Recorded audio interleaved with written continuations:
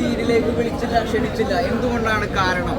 അതെന്നോട് ചോദിച്ചിട്ട് കാര്യമില്ല, അത് ചോദിക്കേണ്ടത്. എന്നാലും അങ്ങയുടെ ഒരു ഭാഗത്ത് ഒരു ഇതുണ്ടാവുമല്ലോ, ഒരു ഉത്തരം ഉണ്ടാവുമല്ലോ ഏകദേശം. പ്രേക്ഷകരെക്കാളും കൂടുതൽ നിങ്ങൾക്കെല്ലാം അറിയുന്നത് അതെന്താ കാരണം വെച്ചാൽ ഞാൻ ചോദിച്ചിട്ടില്ല. ഞാൻ റോക്കിയോട് സംസാരിച്ചിട്ടില്ല, ഈ കാര്യം പ്രേക്ഷകരോട് സംസാരിച്ചിട്ടില്ല. നാട്ടുകാർ എന്നോട് ചോദിക്കാറുണ്ട്, പക്ഷേ എനിക്കറിയില്ല. പറഞ്ഞില്ലെങ്കിൽ അത് അവർ തീരുമാനിക്കുന്ന കാര്യമാണ്, അവരല്ലേ തീരുമാനിക്കുന്നത്.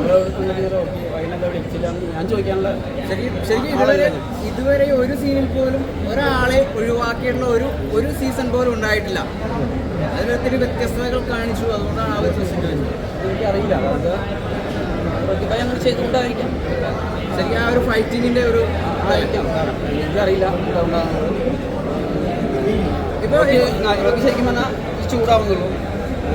ഞാനായിട്ട് നല്ല ക്ലോസ് ആയിട്ടുള്ള, എൻ്റെ മനസ്സിൽ ഒരു ക്ലോസ് ആയിട്ടുള്ള വ്യക്തിയാണ്.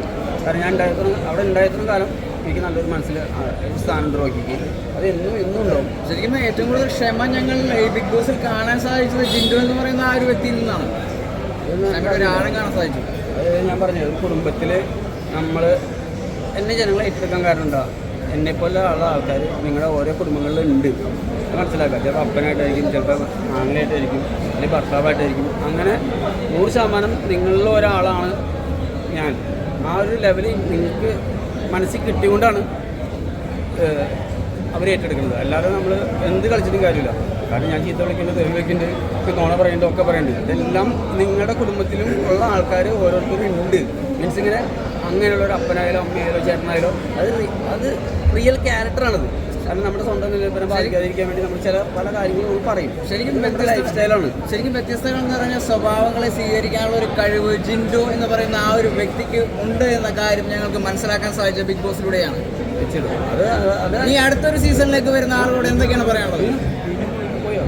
ഇനി അടുത്ത സീസണിൽ വരുന്നവർക്ക് എന്താണ് കൊടുക്കണം, ഒരു മെസ്സേജ് നൽകണമെന്നാണ്? അടുത്ത സീസണിൽ വരുന്ന എല്ലാവരും എൻ്റെ അടുത്ത് ട്യൂഷൻ വരാൻ ഞാൻ അവർക്ക് നല്ലൊരു ക്ലാസ്സിൽ തുടങ്ങായിരിക്കും. കാരണം വെച്ചിട്ടുണ്ടെങ്കിൽ നമുക്ക് അറിയാം എന്താണ് അപ്പോൾ അവിടേക്ക് പോകണമെന്നുള്ള. ഇതുപോലെ ഞാനിപ്പോൾ ഈ പറഞ്ഞ പോലെ വേറൊരു ഭിന്നത ചിലപ്പോൾ പറഞ്ഞിട്ടുണ്ടാവില്ല. ഞാൻ പറഞ്ഞ കാര്യം വെച്ചിട്ടുണ്ടെങ്കിൽ അവിടെ ചെയ്യേണ്ടതായ കുറേ കാര്യങ്ങളുണ്ട്. ശരിക്കും അത് കീപ്പ് ചെയ്ത് പോകാൻ പറ്റണോ ആരാണോ അവർക്ക് വിൻ ചെയ്യാൻ പറ്റും. അത് കീപ്പ് ചെയ്ത് പോകാൻ പറ്റുമെങ്കിൽ അവർ വിന്നറാണ്. അപ്പോൾ 100% ബസ് പോകുന്ന ആൾക്കാർ എൻ്റെ അടുത്തില്ല. ഞാനത് നിങ്ങൾക്ക് അത്രയും നല്ലൊരു മോട്ടിവേഷനുള്ള കാര്യങ്ങൾ ഞാൻ പറഞ്ഞുതരാം. ലൈഫിൽ നിങ്ങളത് അച്ചീവ്മെൻ്റ് ആയിരിക്കും. ശരിക്കും ഒരു ഫുഡിൻ്റെ ക്വാണ്ടിറ്റി അത് കുറവ് എന്നുള്ളത് ശരിയായിരുന്നു.